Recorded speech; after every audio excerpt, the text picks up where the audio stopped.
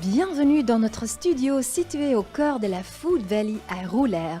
Dans la table de cuisine, nous partons à la recherche d'histoires inspirantes sur la durabilité, l'alimentation de demain, l'innovation et la logistique et son industrie auprès de plus de 40 entreprises belges. Nous nous entretiendrons avec 10 héros Wear Smart World qui façonnent la notion de durabilité et l'économie circulaire. Je m'appelle Ilse Devise et avec Franck Foll, le chef des légumes et président de l'organisation Wear Smart World, nous vous embarquons dans l'histoire de la terre à l'assiette et de l'assiette à la terre. Bienvenue dans un nouvel épisode de Table de cuisine. Ici, dans notre studio au centre de Roulers, nous nous retrouvons aujourd'hui avec quelques entreprises durables. Bonjour à Franck et bonjour à Bertrand Delporte. Vous êtes le directeur du Batilin et je vois que vous avez pris quelque chose. Oui. En fait, nous, on est une coopérative de production de lin textile et à côté de la fibre extraordinaire qui permet de faire des textiles très fins, très agréables, très respirants. En fait, on a différents produits extraits de la paille de lin qui sont en dehors donc de cette fibre textile. La graine de lin... j'ai compris qu'une graine de lin n'est pas une graine de lin pour manger toujours. En fait, on produit vraiment on produit du lin textile. La graine de lin qu'on va utiliser en alimentation humaine sera une graine de lin oléagineuse. C'est un lin spécifique pour l'alimentation humaine. Donc nous, très bon, pour la santé aussi. Oui, excellent. Donc le lin en fait a la propriété d'avoir une teneur en oméga 3 très importante et on va avoir des propriétés importantes sur la diminution des risques de maladies cardiovasculaires grâce à l'alimentation en oméga 3. Ce sont des choses qui ont été démontrées scientifiquement il y a quelques temps. Je n'ai jamais vu ça, Franck. Oh, c'est beau, c'est chouette. Donc, le gobelet en lin en fait est produit par Camille Deline qui est sur le Dunkerquois et qui a créé sa société Mon Gobelet en lin en fait et qui a inventé un gobelet pour remplacer le gobelet plastique qui est interdit mais qui est aussi pas du tout respectueux de l'environnement. Donc là on est sur un gobelet qu'on va réutiliser, qu'on va laver, et qui contient de la fibre de lin en plus d'autres produits, c'est breveté par elle et la fibre de lin va apporter la rigidité au gobelet. Oui. Et là j'ai vu quelque chose d'autre. C'est quoi au juste? Oui, donc c'est Batilin. Donc Batilin, dans la plante, dans le lin, le lin c'est un petit arbre qui a poussé en 90 jours. Entre Caen et Amsterdam, on va retrouver 80% de la production mondiale. On est vraiment leader avec la Belgique, les Pays-Bas et la France dans la production de lin textile. Lin textile qui représente 0,4% des fibres dans le monde, des fibres textiles. Ce qu'il y a, c'est qu'autour de ces 0,4% de fibres textiles dans le monde, on va retrouver 55% de fibres issues pétrole, 35-45% de fibres issues coton, et donc coton pas du tout aussi au point dans le respect de l'environnement. Donc c'est comme ça que notre fibre est de plus en plus recherchée. Mais donc dans cette production de paille de lin, on va avoir l'ANA qui représente 50% du poids de cette paille. Et donc cette ANA est jusqu'à maintenant peu valorisée en litière pour animaux, éventuellement en énergie, en panneaux de particules. Et donc l'idée c'était d'essayer de trouver une nouvelle utilisation et qui est une utilisation dans le bâtiment par un bloc isolant. Voilà. C'est une évolution fantastique quand on va vraiment essayer d'utiliser tout dans une plante. Parce qu'avant, même les pelures de pommes de terre, aujourd'hui, sont récupérées pour faire quelque chose avec. C'est fantastique. On dit que le lin est le cochon végétal, parce qu'en fait, on arrive à tout valoriser. Intéressant. Franck, vous avez de nouveau des ingrédients formidables. Oui, beaucoup de couleurs de nouveau. On a un chou ici, on a des betteraves jaunes, épinards, on va faire une petite salade, on a quelques ingrédients et beaucoup de herbes. Voilà. Je pense que les téléspectateurs sont très jaloux, non? Oui. Non? Ils peuvent gagner un dîner chez un restaurant Wear Smart Green Guide. Ah bon? Oui. Comment? Ils doivent aller sur le site web de Dovi, dovi.be. Et ils vont voir notre cuisine, table de cuisine de Keukentafel. Ils vont dessus. Et alors, ils peuvent s'inscrire pour un concours et gagner un chèque de 250 € pour aller manger chez un restaurant Wear Smart Green Guide. Ok. Bon, j'ai faim, vraiment. Et vous? Ah oui. Pas encore ou Si, ça va aller? j'ai faim. On va commencer à préparer alors. Ah, super, voilà. Le secteur du lin, il y a bien sûr beaucoup plus à dire, mais nous allons y jeter un coup d'œil ensemble et découvrir un confrère de Bertrand. Je suis Géraud Decoq, je représente la 4e génération du teillage de lin Decoq à Onscott. Je travaille avec mon père et mon oncle, Frédéric et Bertrand. La culture du lin dure 100 jours. Elle est semée fin mars, début avril, avant d'être arrachée. Tous les jours, il y a une nouvelle fleur qui tombe au bout de 5 heures, qui va donner les graines de lin. Bonjour, je m'appelle Frédéric Decoq, je suis la 3e génération des tailleurs de lin Decoq à Onscott. Le teillage consiste à séparer les différents composants du lin. Donc ce sont des actions mécaniques, il n'y a pas de vapeur, il n'y a pas de produits chimiques, ce ne sont que des actions mécaniques. Ce sont des couteaux qui viennent frapper la fibre, ce sont des peignes qui viennent égrener la tige et nous en sortons 4 produits différents de notre usine de teillage de lin. Premièrement, le produit le plus important, c'est la fibre de lin, la filasse. Deuxième produit qui va sortir de nos chaînes, ce sont des étoupes. Ce sont des fibres qui ont été déchirées lors du teillage et que nous sortons également, ce sont les graines de lin. Le dernier produit que l'on sort dans notre entreprise, ce sont les paillettes de lin, ce sont les ANA qui servent exclusivement à la fabrication de panneaux agglomérés, de litières pour chevaux, de litières pour chats et bientôt de combustible pour chauffer différents équipements. Localement, le secteur du lin est très développé. Dans la région, il y a une production d'un producteur de semences de lin, des entreprises de travaux agricoles qui récoltent le lin, des start-up innovantes telles que le gobelet en lin ou divers matériaux de construction. Bruno Brognard, vice-président de la communauté de communes des Hauts-de-Flandre, en charge de la réalisation de centres aquatiques linéaux, qui sera lui alimenté par un réseau de chaleur urbain, lui-même alimenté par la biomasse ANA de lin, et c'est vraiment quelque chose d'exceptionnel qu'on a réussi à faire ici à Worms. La réflexion que l'on a portée au niveau des élus de la CCHF, c'était de sortir un petit peu de l'empreinte carbonée des énergies fossiles que sont l'électricité, mais surtout le gaz. Et on s'est tourné sur des méthodes peut-être plus locales, plus régionales, que sont la méthanisation et puis la chaudière biomasse aux ANA de lin. Et on a trouvé plus économique la chaudière biomasse aux ANA de lin, parce que l'empreinte carbone pour transporter les ANA de lin ici au centre aquatique et surtout à la chaufferie est bien plus intéressante, puisqu'on ramasse en fait ces ANA de lin dans un rayon de 20 km autour de cette chaufferie biomasse. Oui, nous travaillons avec des aliments frais. Aujourd'hui, une énorme quantité de nourriture est jetée. Mais est-ce qu'il y a un phénomène que vous observez également dans la région de Dunkerque ou dans votre entreprise ? Oui, c'est un enjeu important. On a sur le Dunkerquois différentes entreprises comme ça qui y travaillent, et notamment Dunkerque est connu pour être un port important dans l'importation des bananes. Ah oui ? Et donc dans les écarts ou les déchets qu'il pourrait y avoir lors de cette importation, il est important de trouver des solutions de méthanisation, de création de biogaz, par exemple. Ok. Des déchets auxquels nous ne pouvons pas participer parce que notre verre est vide. Franck ? J'arrive. Non ? Attends. Alors, j'ai un vin de Sicile, un vin bio. Ah oui, d'accord. Oui. Ah, ça te plaît ? Oui, très bien. Le Gergenti Grillo, et c'est 70% Grillo, 30% Chardonnay qui est dedans. C'est un peu, comment on dit, vert en bouche, beaucoup de fleurs aussi. Attends.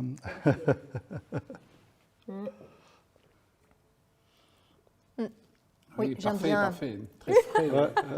Regarde, le sourire est là. C'est bon. Food Savers est une autre entreprise qui souhaite réduire les déchets alimentaires.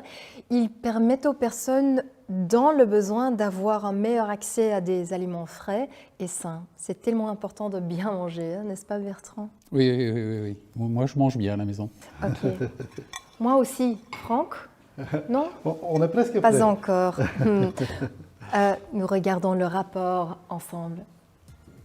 Welkom bij Food Savers. Wij zijn een voedseldistributieplatform dat verzamelt voedseloverschotten elke dag en die verdelen wij terug aan partners in onze stad of in de regio.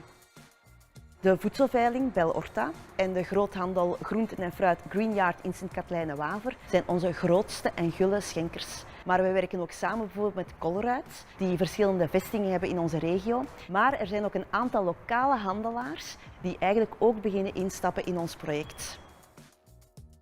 Elke dag verzamelen wij voedseloverschotten. Die worden verdeeld onder heel wat welzijnspartners. Vorig jaar hebben we 131 ton voedseloverschotten verzameld. Dat was goed voor 32 welzijnspartners. Dat zijn onze kansarmoedeorganisaties, maar ook enkele sociale kruideniers of sociale restaurants die dan eigenlijk op hun beurt met die voedseloverschotten eten maken, gerechten ontwikkelen en zo op de kaart zetten. Dit jaar hebben we een tandje bijgestoken, hebben we ondertussen al 160 ton voedseloverschotten verzameld en dat is al goed voor 60 welzijnspartners in onze regio. En dat maakt dat wij een succesvol project hebben.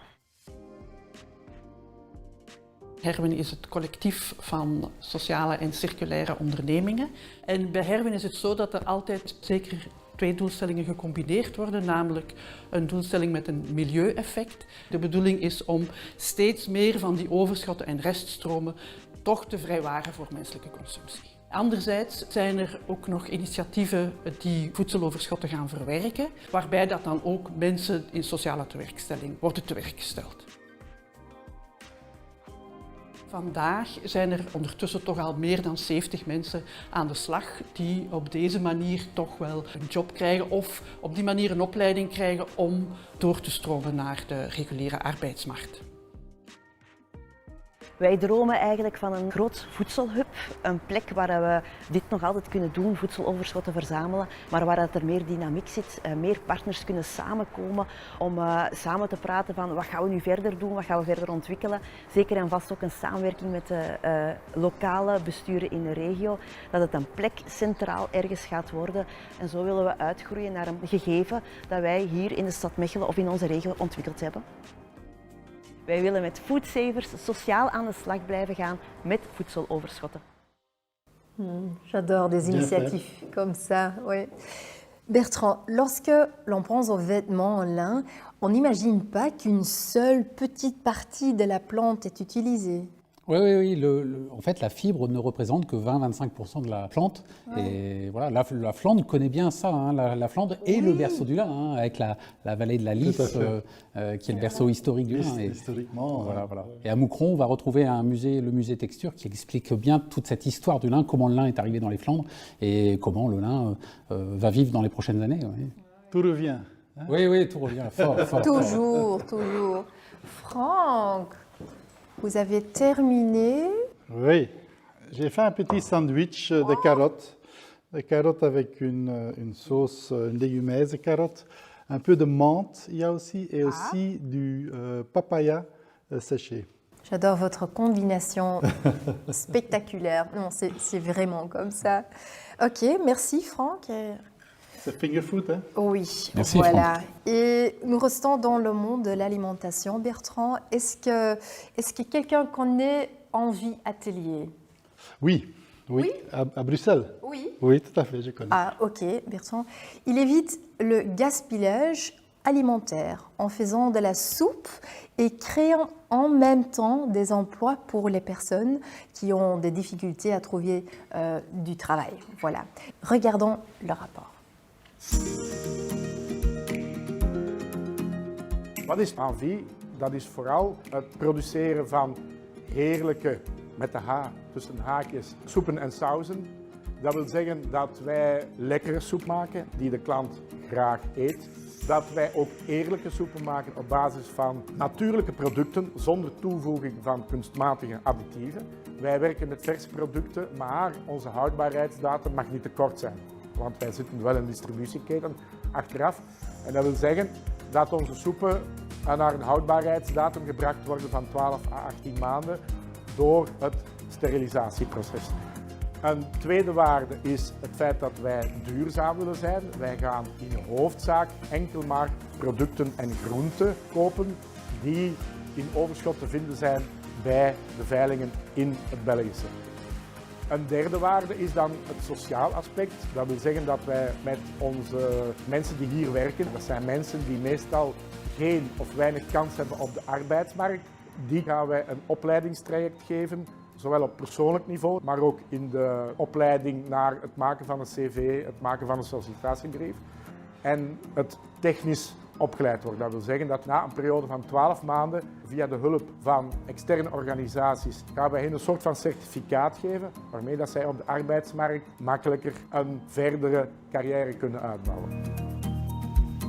Onze 4 aandeelhouders zijn de Colruyt-groep, de Reo-veilinggroep uit Roeselare, dan hebben we de Randstad-groep en McCain Foods. Ik heb de opdracht gekregen en ook aangenomen, met plezier zelfs, van te bewijzen dat een sociale onderneming die op duurzame basis producten gaat produceren en verkopen, dat die ook winstgevend kan zijn. Daarmee moet gezegd worden dat wij niet de pretentie hebben om hier een derde Tesla of een Apple-bedrijf van te maken. Maar het concept van de duurzame onderneming moet, denk ik, in de huidige context zeker doorgang vinden. En ik denk met Envie als project moeten we kunnen bewijzen dat naar de toekomst toe, met de groeiende wereldbevolking, maar ook met het groeiend bewustzijn, denk ik, van onze nieuwe generaties, dat duurzaam en sociaal ondernemen een interessant en rendabel iets is. Je continue à être étonnée par les initiatives que nous voyons. Bertrand, le lin, est-il un produit écologique? La plante par elle-même est très écologique puisqu'elle est très respectueuse de son environnement.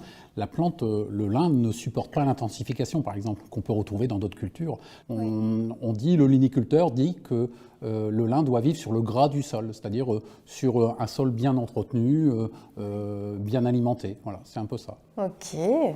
Oh, Frank, je vois que vous avez préparé quelque chose pour nous. Oui, une petite salade ici de choux qui est coupée très très finement avec la betterave jaune. Et là, c'est un peu de chips de sauge. Ah, sauge. Ouais, que je maintenant, qui est croquant et que je mets. C'est bien pour la gorge. Ouais. Apparemment. Et alors quelques fleurs aussi. All right. Beaucoup de couleurs, hein. C'est ça la cuisine des légumes. Hein. Merci. Bon appétit. Rendre les habitations plus durables, c'est ce que vous faites, Bertrand, n'est-ce pas?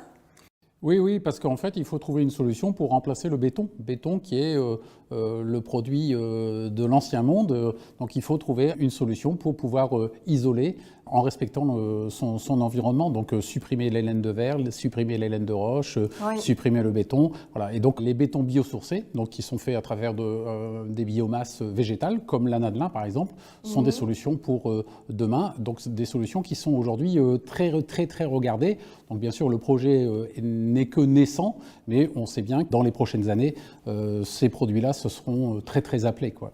Ok, ça va. Barias est une entreprise de roulers qui s'occupe de cela.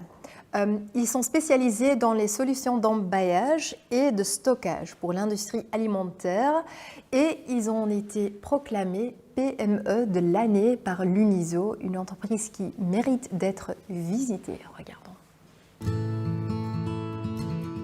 Hallo, welkom hier in Barias. We zitten in Roeselare, hier te midden van de Foodvallei. Barias is specialist in het verpakken van diepvriesproducten. We zorgen ervoor dat ons team bewust met verpakkingsmaterialen omgaat. We zoeken ook naar manieren om verpakking te verminderen. Bijvoorbeeld producten gaan recycleren, maar ook verpakkingsmaterialen dunner gaan maken om op die manier minder te gaan verbruiken. Ook bio-afbreekbare folies op basis van maïs en dergelijke meer gaan wij volop gaan experimenteren. We werken eigenlijk met ambitie om elke grondstof een tweede leven te geven. Indien we met die grondstoffen nog verder willen werken, gaan we ze kunnen vergisten bijvoorbeeld, of worden die naar dierenvoeding gebracht, of krijgen die een tweede leven om er energie mee op te wekken.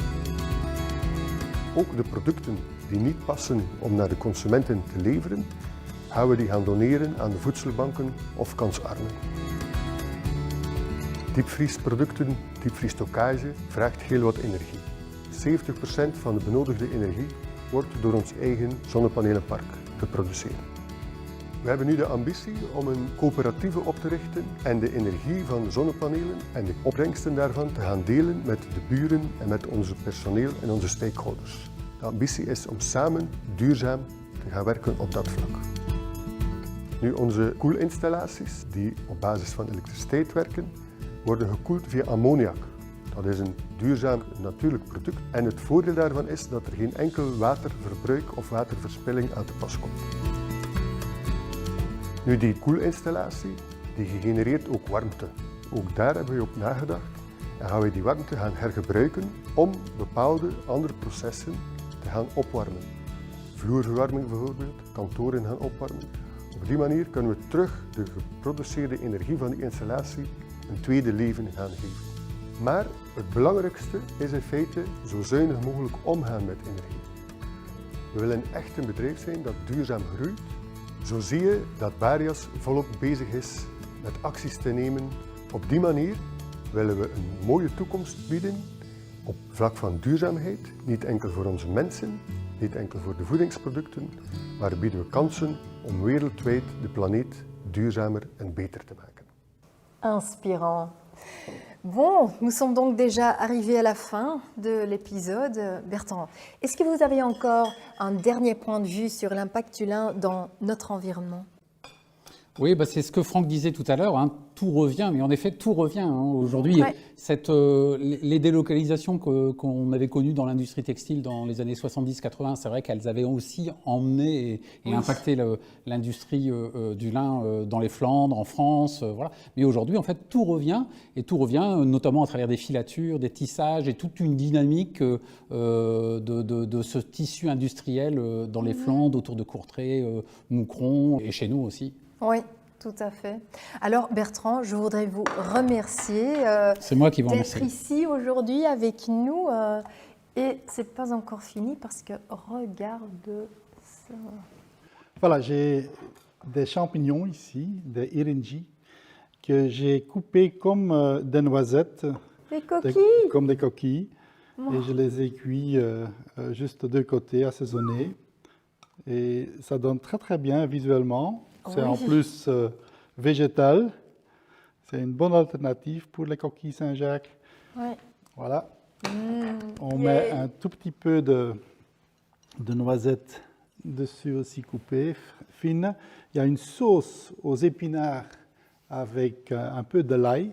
Et on finit avec quelques cresses. Je suis impatient. Ok. Un tout grand merci, Franck et Bertrand. Et on a encore un cadeau. Un petit cadeau. Oui. Un livre de Franck et moi. S'il te plaît. Merci beaucoup. Merci. En beaucoup. français. Merci. à En plus, vous. merci. Ouais. Et merci à vous et à la prochaine.